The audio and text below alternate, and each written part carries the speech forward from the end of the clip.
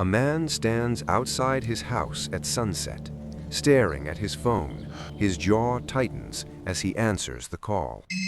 "Enough is enough," he says coldly. "I warned her too many times. Today it ends." He hangs up and walks inside.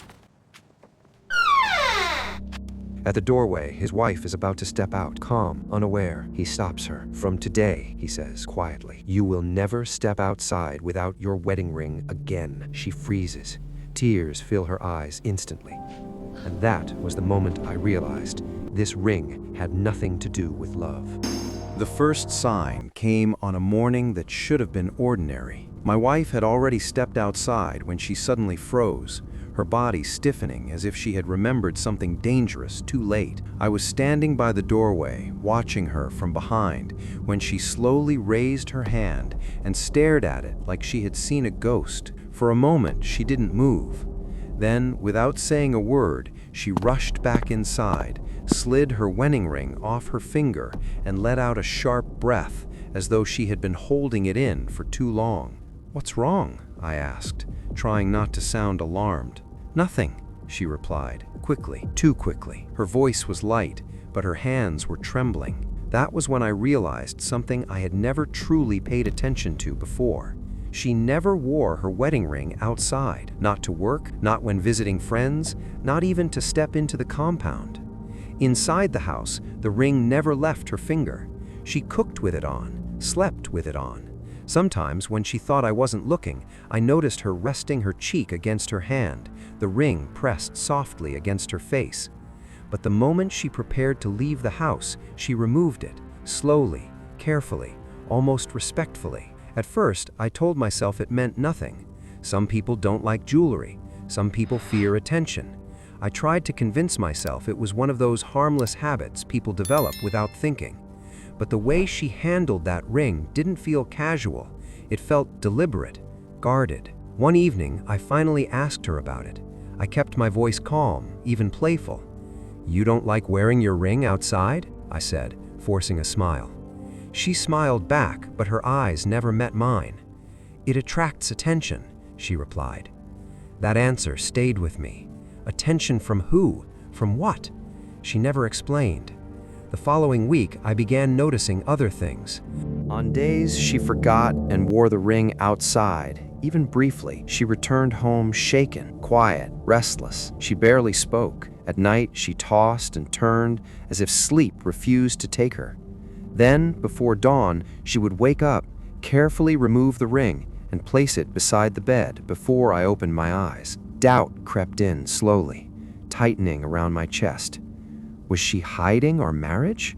Was there someone at work who didn't know she was married? The thought made my stomach turn. One afternoon, I followed her. I kept my distance, careful not to be seen. When she reached her office building, she stopped at the entrance, looked down at her hand, and removed the ring. My heart sank. That night, we argued over something small, something that shouldn't have mattered, but the weight of it felt heavy. As we lay in bed, I stared at the ring on her finger, reflecting the faint light in the room. For the first time since our wedding, fear settled in my chest.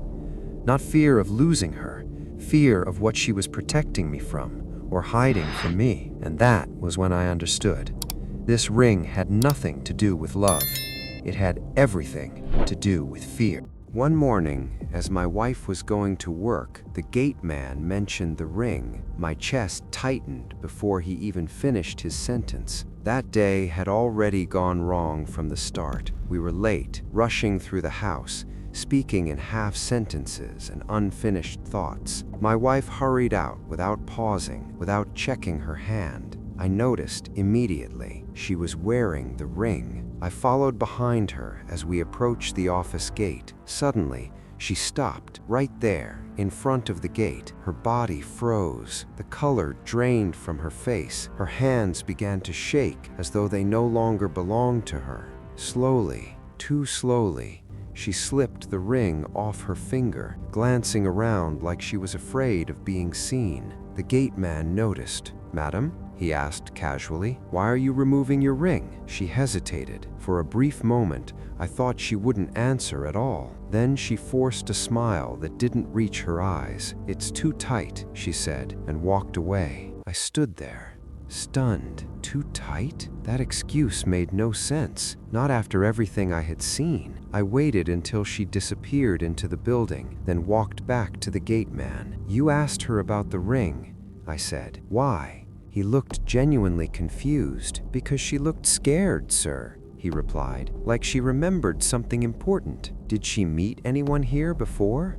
I asked quickly. "No," he said. "She just came, stopped, removed it, and entered. No secret meetings, no hidden man, nothing suspicious." That answer unsettled me more than any lie ever could. As I walked away, one question refused to leave my mind. If she wasn't hiding our marriage, then what exactly was she afraid of? And why did that ring matter so much?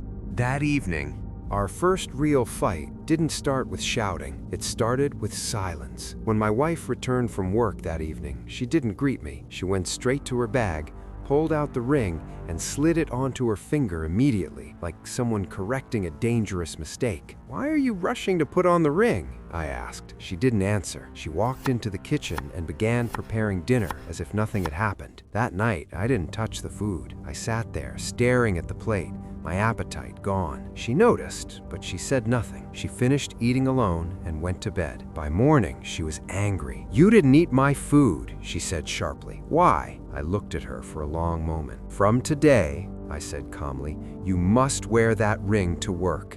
And whenever you step outside, you must keep it on." Her face changed instantly. "No," she said firmly. "Why not?" I asked. Her hands began to shake. "You don't understand." "Then explain," I said, "because I'm tired of this." That was when the quarrel started. Voices rose, accusations slipped out, fear turned into anger. Suddenly, she broke down. Tears streamed down her face as she grabbed her bag and ran outside, slamming the door behind her. I stood there frozen, listening to the silence she left behind. Whatever that ring meant to her, forcing her to wear it outside had crossed a line I didn't understand.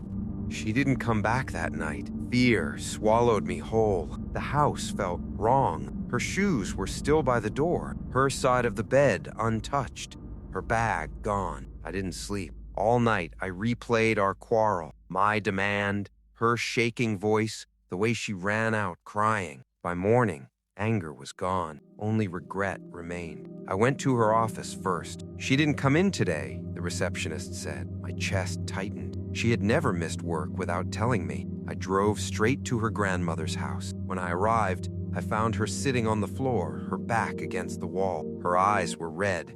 Her face looked tired, older somehow. When she saw me, she looked away. "I'm sorry," I said quietly. "I shouldn't have forced you." She didn't answer. I sat in front of her. "Please," I said, "just tell me the truth." She took a long, shaky breath. "My grandmother warned me before she died," she said softly. "She said some marriages are attacked quietly, not with fights, not with cheating." She paused, "but with loss." I didn't understand what she meant, but the fear in her eyes told me she believed it completely, and that belief was already tearing us apart. I didn't argue with her anymore. "Come home," I said quietly. "Please." For a long moment, she didn't move. Then she stood up. We drove back in silence. Inside the house, she placed the ring on the table between us. "My grandmother believed some marriages attract loss," she said softly. "She said the ring makes it visible." I stared at it, a simple piece of metal, yet somehow powerful enough to control our lives. That night, as she slept beside me, I made a decision. The next morning, I broke the rules she feared the most. I left the house without the ring. She noticed immediately. "Where is it?" she asked. "On the table," I said. Her face turned pale. "Please don't do this," she whispered. "We can't live our whole lives afraid," I replied. Then I stepped outside. I waited. Nothing happened. No strange feeling, no sudden pain, just quiet morning air. After a moment, she slowly stepped outside too. She looked around like someone expecting the sky to fall, but nothing did. Minutes passed, then something changed. Her shoulders relaxed. For the first time in years, the fear left her face. That was when I realized something important. Fear had never been protecting us. It had been deciding for us. The ring was never the danger. The belief was. And that morning, standing there together in the sunlight, we finally took our marriage back from it. Years passed after that. No accidents, no mysterious losses. Sometimes we even laughed about the old fear that once ruled our lives. Until last week, I woke up before dawn and reached for my wife. Her side of the bed was empty. At first, I thought she was in the kitchen, but when I opened the front door, my heart stopped. The wedding ring was lying outside, right on the doorstep, and my wife was gone. No struggle, no message, just the ring. As if something had finally seen it and decided it was time to collect the loss it had been waiting for. And that was the last time I ever saw her. If you enjoyed this story, don't forget to subscribe because the next one might be even darker. What do you think really took her?